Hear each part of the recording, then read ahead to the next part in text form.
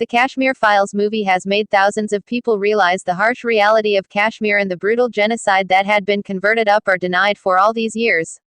Some even are finding it hard to accept that the movie is based on true stories and that the victims of the episode were never heard. The dialogues of the movie, like "The truth of Kashmir is so true that people may find it unbelievable. Broken people don't speak, they just need to be heard. This is a huge war of information, narratives, have shaken the widely held notions established by decades of whitewashing and denials." The film takes viewers back to 1989, when due to rising Islamic Jihad, a huge conflict erupted in Kashmir, forcing the great majority of Hindus to flee the valley. According to estimates, roughly 100,000 of the valley's total 140,000 Kashmiri Pandit inhabitants migrated between February and March 1990. More of them fled in the years that followed until just about 3,000 families remained in the valley by 2011. The movie, which is based on video interviews with first-generation Kashmiri Pandit victims of the Kashmir Genocide, begins with the episode of the year 1990 when the then CM of Jammu and Kashmir Farooq Abdullah had tendered his resignation.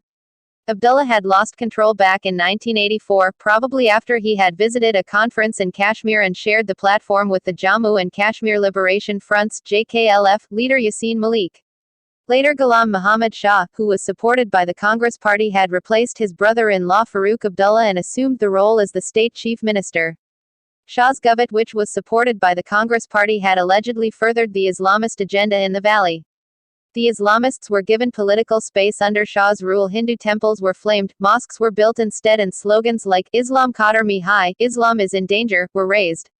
In 1986, the state was placed under president's rule as Congress withdrew its support from the Shah-led government.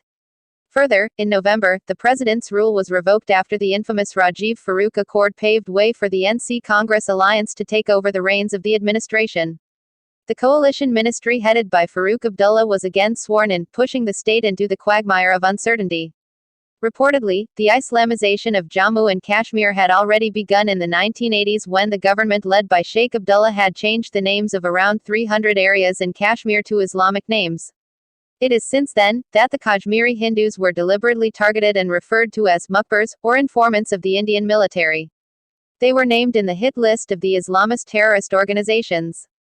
The film, The Kashmir Files, revolves around the family of Pushkar Nath Pandit, a character portrayed by actor Anupam Kher, whose son gets named in the hit list and then gets killed by the terrorists, daughter-in-law gets killed in the public, and grandchild gets a bullet in the head. The pain of the family shown in the movie makes the audience question how can human beings be so cruel against fellow humans, in the name of religion. Here are 9 incidents depicted in the movie and the way they happened in reality. The movie has a scene that shows the frightened Hindu community of the Kashmir Valley following the killing of a Srinagar High Court judge in the broad daylight. This is from November 1989 when the terrorists had shot Kashmiri Pandit, retired Judge Nilakant Ganju in broad daylight in Maharaj Bazar, Amira Kadal. Justice Ganju was being watched after he had given death sentence to Makbul Bhatt, the leader of JKLF, whom he had found involved in the murder of Amar Chand, a Sid police sub-inspector of Jammu and Kashmir Police, resident of Nadil village of Baramulla district. In an interview to the BBC Hard Talk almost 20 years later, JKLF leader Yasin Malik had confessed that he had killed Justice Ganju. Malik was heard saying that the JKLF had shot Justice Nilakant Ganju as he had announced the hanging of Makbul Bhatt. According to the reports, earlier in September 1989, the organization had also shot Pandit Tikalal Taplu, who was a lawyer by profession and the president of Bharatiya Janata Party (BJP) Kashmir chapter. The brutal death of the 2 prominent members of the Kashmiri Pandit community had made the entire community skeptical towards the law and order situation in the state. The fearful Hindus had started to feel deeply concerned about the security of their life. The film aptly shows the threats received by the Hindu community to leave the Kashmir Valley as a result of the rising Islamic radicalism and terrorism in the valley. The scene in the Kashmir Files where the Hindu women are deliberately harassed by the Muslim ladies and small children leave the viewers painful and agonizing. The Hindu community had no access to basic survival needs like food and water. No grocery shops in the valley allowed the Kashmiri Hindu women to enter and purchase food items. Further, those Hindus who arranged for the grains or opened grocery shops for the community were either killed or threatened to leave. A small boy aged between 5–7 in the movie is seen chanting slogans to get rid of the Hindu community. Al-Safa, Hindu Dafa, he shouts in front of a diplomat's Mithun Chakraborty car as Hindu women cry out their torture. The scene is again a real pic with a bit of cinematic liberty from the year 1990 when Srinagar-based newspapers named Aftab and Al-Safa published the warnings of the Islamist organization Hizbul Mujahideen threatening all Hindus to leave Kashmir immediately. A clip in the Kashmir Files shows a senior journalist posed at the Kashmir News justifying the brutal killing of the Kashmiri Hindus. The clip roughly says that the Kashmiri Pandits, though in minority, were trying to snatch the benefits of the Kashmiri Muslims and so were forced to flee from the state. Pertinently, the scene is the prime pic from the year 2004, when the liberal journalist Barka Dutt had contextualized the genocide of Kashmiri Pandits. In the video, Barka Dutt could be seen talking about how the Kashmiri Pandits were comparatively wealthy and had good jobs. She adds that this led to gradual resentment among the majority of Muslims. In 2004, when Barka Dutt had been in journalism for almost 10 years, a show called Kashmiri Pandits, The Forgotten Minority, was aired where Dutt began the show by showing ravaged colonies of the Kashmiri Pandits and some sound bites from the persecuted Hindus. One of the most heart-wrenching scenes of the film, directed by Vivek Ranjan Agnihotri, is where a woman is force-fed rice soaked in her husband's blood.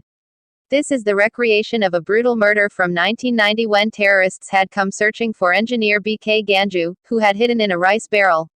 He would have been alive today had his location not been disclosed to the terrorists by his own neighbors.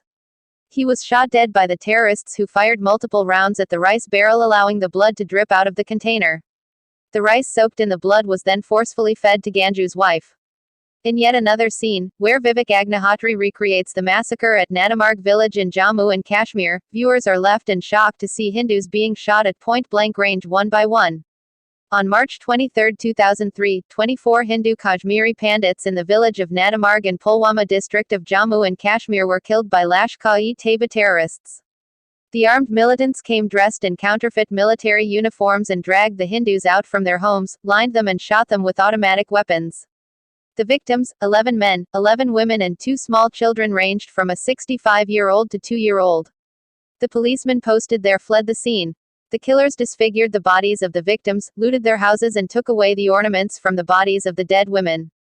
The Kashmir Files is undoubtedly a brilliant, brutal narration of the harsh truth of Kashmiri Pandits that took almost 32 years to come out and open. The movie, based on video interviews with first-generation Kashmiri Pandit victims of the Kashmir Genocide, was originally slated to be released in theaters on January 26, 2022, but was postponed because of the increasing number of COVID-19 cases and elections. It has now been released and is running successfully all over India.